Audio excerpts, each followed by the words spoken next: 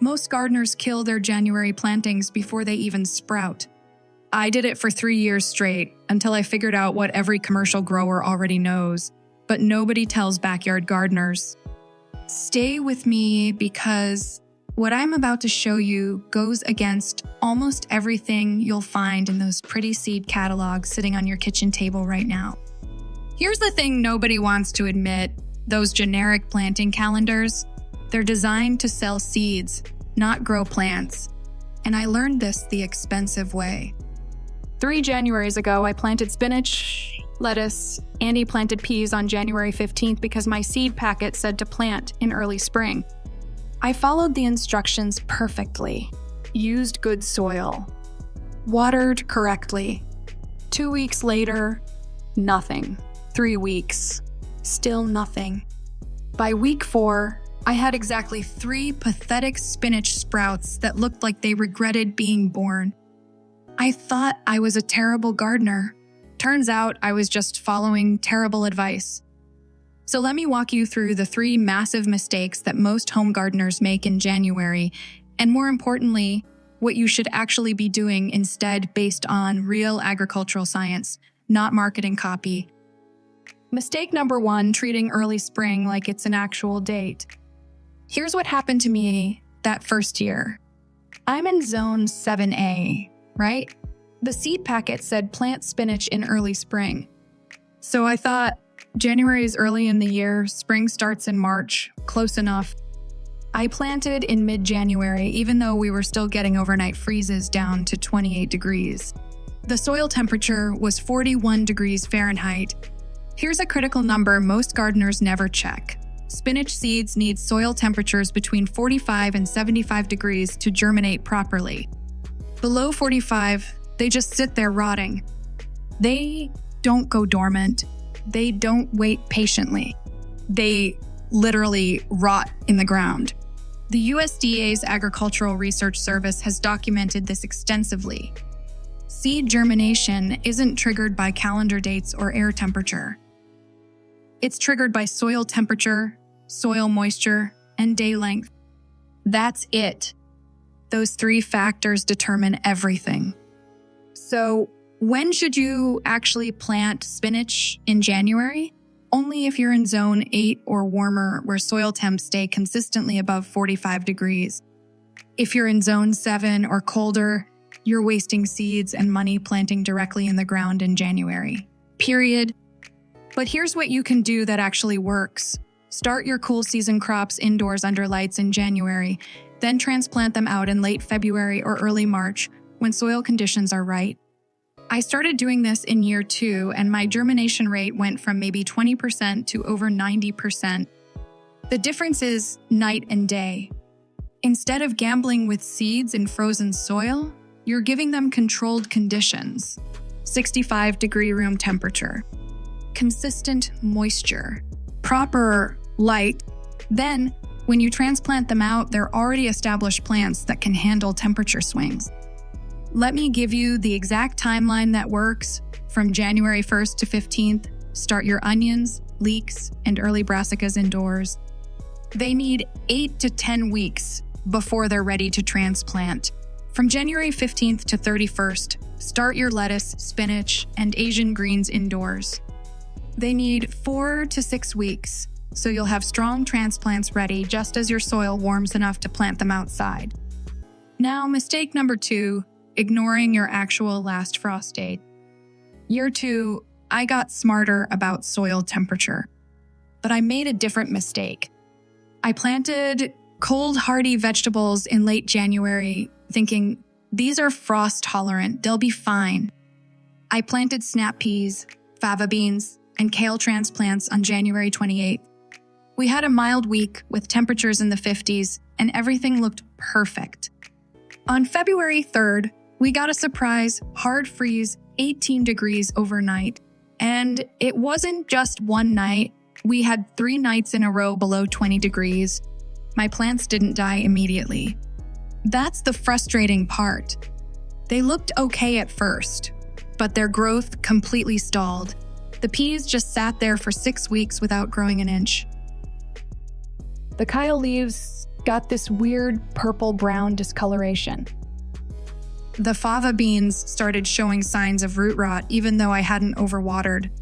What I learned from a commercial vegetable farmer later that year, there's a massive difference between frost-tolerant and thrives in freezing conditions.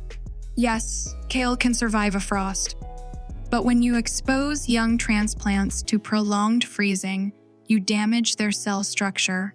They survive, but they're stunted. Their productivity drops by 40 to 60% compared to plants that never experience that stress. The data backs this up. A University of Illinois extension study tracked brassica plantings across different dates and found that plants subjected to hard freezes within 2 weeks of transplanting produced significantly smaller heads and had 30% lower overall yields compared to plantings that avoided early season freezes entirely. So here's the correction: your last frost date matters more than you think. And here's what most gardeners get wrong: they look up their average last frost date and plant accordingly. But average doesn't mean safe. Your average last frost date is just a statistical midpoint. It means there's a 50% chance of frost after that date and a 50% chance before. If you're planting based on the average, you're gambling with coin flip odds. What you actually need is your 90% safe date, the date after which there's only a 10% chance of frost. For most of the US, that's 2-3 weeks after the average last frost date. In Zone 7, the average last frost is around April 15th, but the 90% safe date isn't until May 5th. Now, I'm not saying wait until May to plant everything, but you need to plan your January activities around that real timeline. If your 90% safe date is May 5th and you're starting tomatoes indoors, you should start them no earlier than March 1st. Start them in January, and you'll have leggy, overgrown transplants that won't perform well. The USDA plant hardiness zone map was updated, and many regions shifted half a zone warmer. If you're still using old frost date data, you're working with outdated information. Check your current zone and frost dates before planning anything. Let me show you what actually works for January. This is the system I use now, and it's based on dividing the country into 3 planting categories for January activity. If you're in zones 9 through 11 Southern California, South Florida, Southern Texas, Hawaii, January is your prime planting month for cool season crops. You can direct seed lettuce, carrots, beets, radishes, peas, cilantro, and all your Asian greens straight into the ground. Your soil is warm enough, frost isn't a threat, and you'll have harvests by March. If you're in zones 6 through 8, this includes most of the Mid-Atlantic, Pacific Northwest, Southern Midwest, and parts of the Southwest. January is your indoor starting month.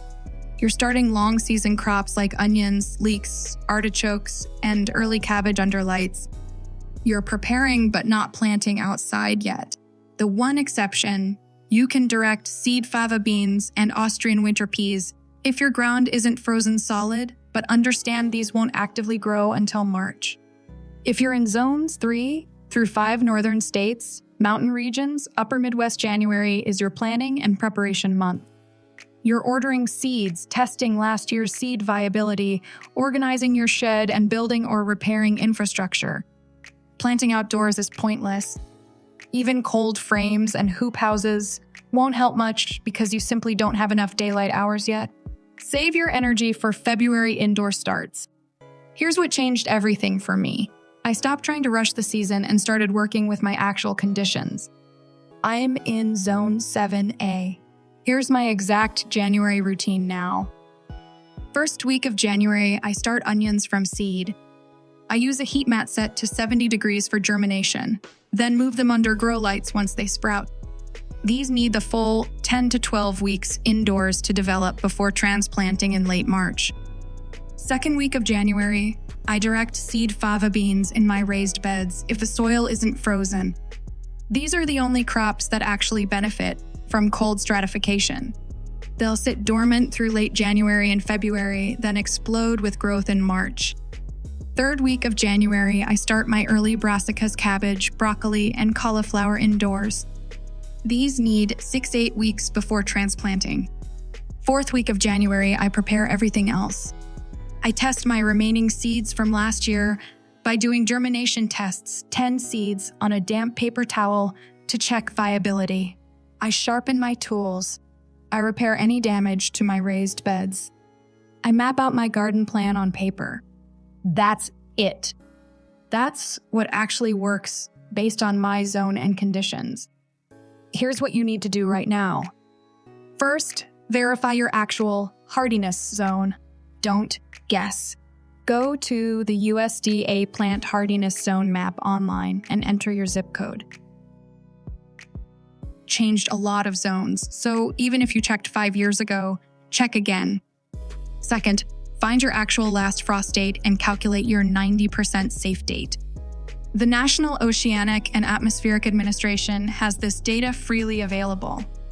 Search in frost dates along with your location. Third, work backward from those dates to plan your January activities. If you need to transplant something out on April 1st and it needs to start 8 weeks indoors first, you should start it no later than February 1st, which means January is too early. Fourth, get a soil thermometer. They cost $12. Stop guessing about soil temperature and start measuring it. This single tool will transform your planting success rate. I'm putting together a free downloadable January planting calendar that's actually organized by zone with specific start dates, transplant dates, and soil temperature requirements. It includes the exact crops that make sense for January in each zone, and just as importantly, which crops you should absolutely not plant yet. If this helped you avoid the mistakes I made, hit subscribe because I'm breaking down February, March, and April next, and the mistakes get even more expensive. Drop a comment telling me your zone and what you're struggling with. I read every single one, and I'll help you figure out what actually works for your specific situation. Stop following generic advice. Start following your actual conditions. That's how you win at gardening.